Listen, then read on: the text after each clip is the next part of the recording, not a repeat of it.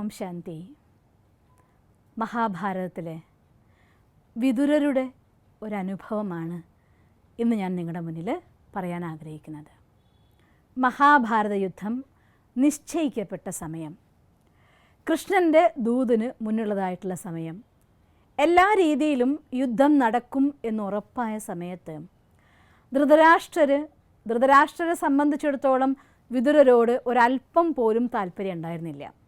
കാരണം പാണ്ഡവരെ എന്നും സഹായിക്കുന്നവനാണ് വിദുരരെന്ന് അദ്ദേഹത്തിൻ്റെ മനസ്സ് പറയുമായിരുന്നു. ധർമ്മപക്ഷത്തെ വിദുരർ നിൽക്കൂ എന്നുള്ള കാര്യം എല്ലാവർക്കും അറിയാം. കൃഷ്ണൻ തൻ്റെ പരമഭക്തന്മാരുടെ കൂട്ടത്തിൽ ഒരാളായി കണ്ട ആളായിരുന്നു വിദുരർ. കൃഷ്ണൻ ദൂതുമായി ചെല്ലുന്ന സമയത്ത് കൗരവസഭ വളരെ ആർഭാടത്തോടു കൂടി അത്യധികം ഉയർന്ന അതിഥിയായിക്കൊണ്ട് സ്വർണ്ണ തൽപ്പത്തിലിരുത്തി, സിംഹാസനത്തോളം തന്നെ പ്രാധാന്യമുള്ള ഒരു സ്വർണ്ണ തൽപ്പത്തിലിരുത്തി കൃഷ്ണനെ ആദരിച്ചു. എല്ലാ അർഘ്യങ്ങളും കൊടുത്തു.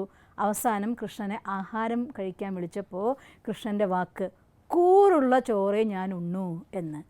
അങ്ങനെ കൗരവരുടെ ആഹാരം കഴിക്കാതെ വിദുരരുടെ വീട്ടിൽ നിന്നായിരുന്നു കൃഷ്ണൻ ആഹാരം കഴിച്ചത്.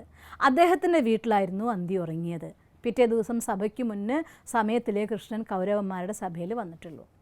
അത്തരത്തിൽ കൃഷ്ണന് വിശ്വാസമുള്ള, എൻ്റെ യഥാർത്ഥ ഭക്തൻ എന്ന് കൃഷ്ണൻ മാനിക്കുന്ന ഒരാളായിരുന്നു വിദുരർ.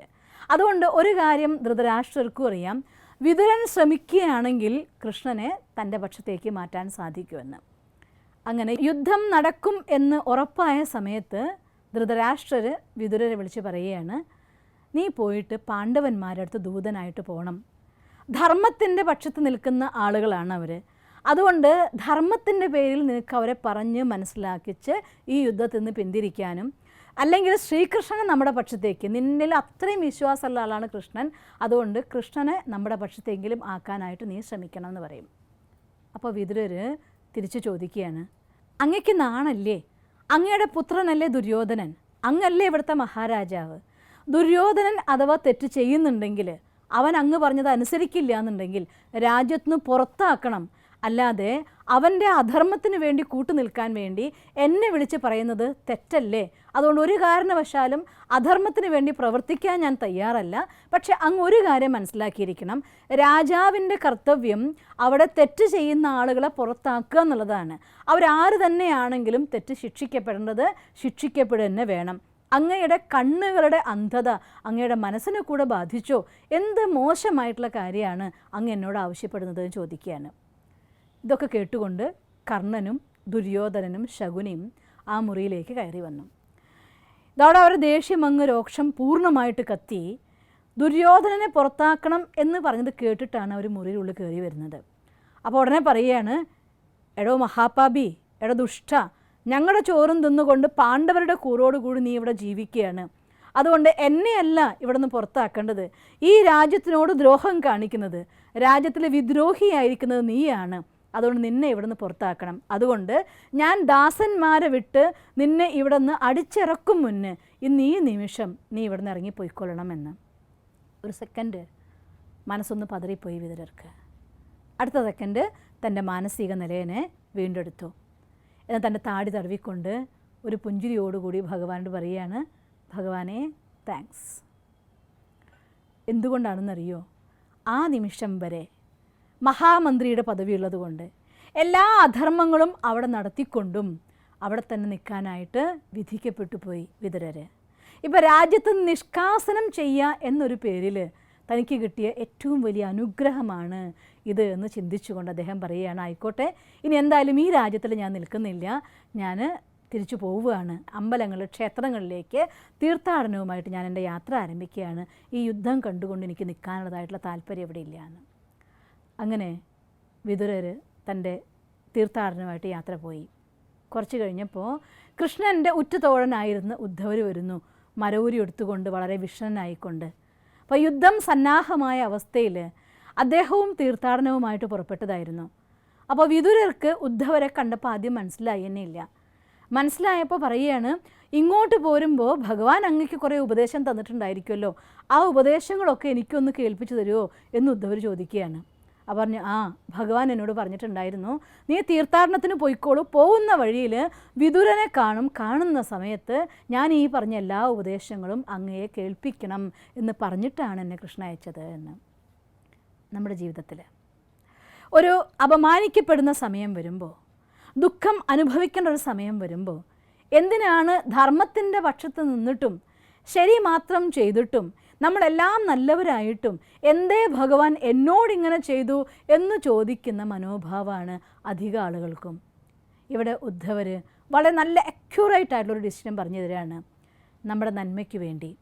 ഒരുപക്ഷെ നമ്മളെ പുറത്താക്കുന്നത് കൂടി നമ്മുടെ വലിയ നന്മയ്ക്ക് വേണ്ടിയിട്ടായിരിക്കാം. ഞാൻ പല ആളുകളെക്കുറിച്ചും പല കഥകളും ഈ ലോകത്ത് അനുഭവ കഥകളും കേട്ടിട്ടുണ്ട്. അനുഭവങ്ങൾ പലരും എൻ്റെ അടുത്ത് ഷെയർ ചെയ്തിട്ടുണ്ട്. സന്ദർഭങ്ങളിൽ വളരെ മോശം എന്ന് തോന്നുന്ന പല കാര്യങ്ങളും, പക്ഷേ സന്ദർഭം മാറി വരുമ്പോൾ അതുകൊണ്ട് എനിക്ക് ഇത്രയും അനുഗ്രഹം ഉണ്ടായല്ലോ എന്ന് ചിന്തിക്കാനുള്ള നിമിഷങ്ങൾ എല്ലാം ഇന്നത്തെ ദിവസം നിങ്ങളോട് പറയാൻ സാധിക്കില്ല എങ്കിലും ഉദ്ധവരുടെ മഹാഭാരതത്തിലൊരു സന്ദേശം ഇന്ന് ഞാൻ നിങ്ങൾക്ക് തരാൻ ആഗ്രഹിക്കുകയാണ്. ജീവിതത്തിലെ കഷ്ടം വരുമ്പോൾ എന്തിനെന്നോടിങ്ങനെ ചെയ്തു ഭഗവാനെ എന്ന് ചോദിക്കാതെ ഇതിലും എന്തോ ഒരു നന്മ ഉണ്ട് എന്ന് മനസ്സിലാക്കിക്കൊണ്ട് ഈശ്വരനോട് മനസ്സ് നിറച്ച് നന്ദി പറയും. സാരല്ലേ ഭഗവാനെ, ഒരു പക്ഷേ കഠിനമായിട്ടുള്ള സാഹചര്യങ്ങളിലൂടെ നിങ്ങളെ കൊണ്ടുപോയിക്കൊണ്ട് വലിയ ഉത്തരവാദിത്വം ഏൽപ്പിക്കാൻ വേണ്ടി നിങ്ങളെ തയ്യാറെടുപ്പിക്കുകയായിരിക്കാം. അറിയാലോ, IAS പരീക്ഷ പാസ്സാവുന്ന കുട്ടികൾ എത്ര വർഷം പല രീതിയിൽ, പല ഭാഷ, പല ഫുഡ്, പല ടൈപ്പ് ഓഫ് ട്രെയിനിങ് എല്ലാം കഷ്ടത്തിലൂടെ കടന്നിട്ടാണ് ഒരു നാടിനെ ഭരിക്കാനുള്ള കല ഡെവലപ്പ് ചെയ്ത് അവരെ കളക്ടർ എന്ന പദവിയിലേക്ക് IAS എന്ന പദവി കൊടുക്കുന്നത്. അതുപോലെ ജീവിതത്തിൽ വലിയ ഉത്തരവാദിത്വങ്ങളും വലിയ നേട്ടങ്ങളും നേടാനുള്ള ഒരാളാണ് നിങ്ങളെങ്കിൽ, കഠിനമായ സാഹചര്യങ്ങളിലൂടെ നിങ്ങൾ കടന്നു പോയിട്ടില്ല എങ്കിൽ, അതിനെല്ലാം അതിജീവിക്കാനുള്ള ശക്തി നിങ്ങളുള്ളിൽ ഡെവലപ്പ് ചെയ്യപ്പെട്ടിട്ടില്ല എങ്കിൽ ആ ഉത്തരവാദിത്വത്തിന് വേണ്ട രീതിയിൽ നിറവേറ്റാൻ നിങ്ങൾക്ക് സാധിച്ചില്ലെന്നിരിക്കും. അതുകൊണ്ട് കഷ്ടവും കഠിനമായിട്ടുള്ള സാഹചര്യങ്ങളും, ഒരു കാര്യം നമുക്ക് എല്ലാവർക്കും അറിയാം, മുജ്ജന്മഗത കർമ്മങ്ങളാണ് ഈ ജന്മത്തിൽ കർമ്മഫലങ്ങളുടെ രൂപത്തിൽ വരുന്നത്. പക്ഷേ അങ്ങനെ ചിന്തിക്കുമ്പോൾ പോലും അത് നമ്മളുള്ള ഊർജം നഷ്ടപ്പെടുത്തും. പോസിറ്റീവിൽ ചിന്തിക്കൂ.